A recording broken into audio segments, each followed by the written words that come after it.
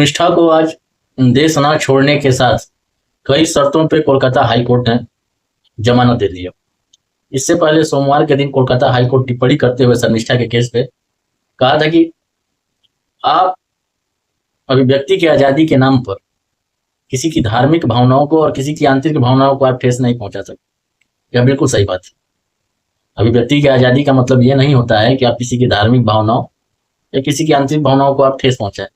लेकिन सवाल एक है कि भावना एक ही समुदाय की होती है, अन्य किसी का भावना नहीं होता है, या अन्य किसी समुदाय की कोई भावना नहीं होती। यदि आप हिंदू देवी देवताओं पर कोई अभद्र टिप्पणी कर दे या हिंदू धर्म के ऊपर कुछ बोल दे, वह अभिव्यक्ति की आजादी होती है।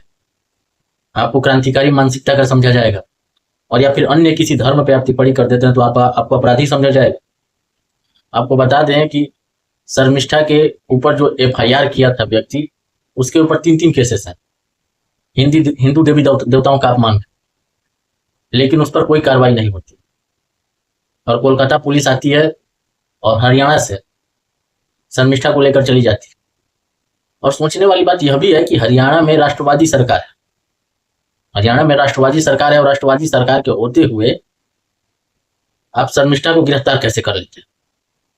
यदि आप बात करेंगे नेहा सिंह राठौर का, नेहा सिंह राठौर के पीछे पूरी एक लॉबी है। नेहा सिंह राठौर के पीछे कपिल सिब्बल जैसा व्यक्ति 75 साल का पूरा जी जान लगाकर खड़े रहता है, जिसका एक हेयरिंग का जो फीस है वो 25 से 30 लाख रुपए है। लेकिन वह बेशर्त जो है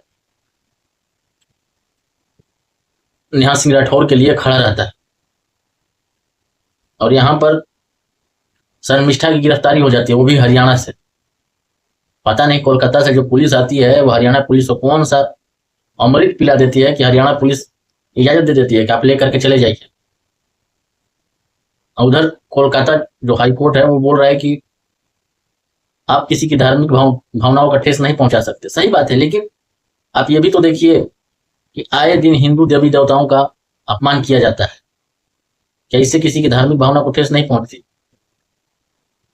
आए दिन जो है TMC के सांसद हैं या तमाम तथाकथित लोग हैं, हिंदू धर्म को लेकर के अभद्र बातें करते हैं। क्या इससे हिंदू धर्म के लोगों को भावनाओं का ठेस नहीं पहुंचता?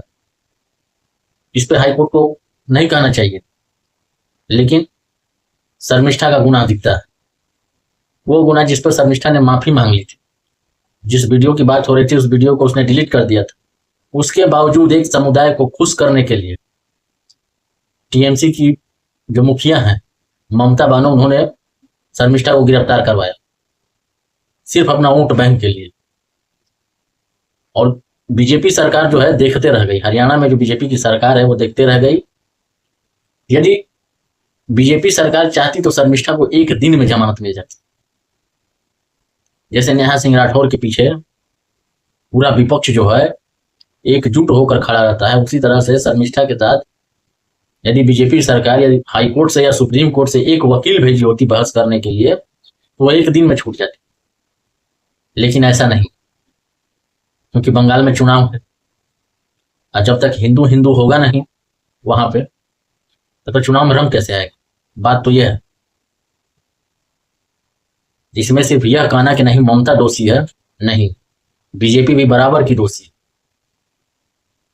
और सत्ता के लिए लोग कुछ भी कर सकते हैं, और सत्ता के लिए लोग का ही देना है कि आप ये समझ लीजिए कि आए दिन जो है हिंदू धर्म के प्रति तमाम तरह की अभद्र बातें की जाती है। हिंदू धर्म पे एक लंबा डिबेट चलता है, लेकिन और किसी धर्म पे ऐसा लंबा डिबेट कर लें, उनके किताबों में तब तमाम तथाकथित चीज लिखी हुई है, लेकिन उसके बारे में बात कर लें, उस सच्चाई के बारे में बता दें, ये लोग नहीं कर सकते। नहीं कर सकते इसलिए क्योंकि इनको सिर्फ वोट बैंक दिखता है। धन्यवाद।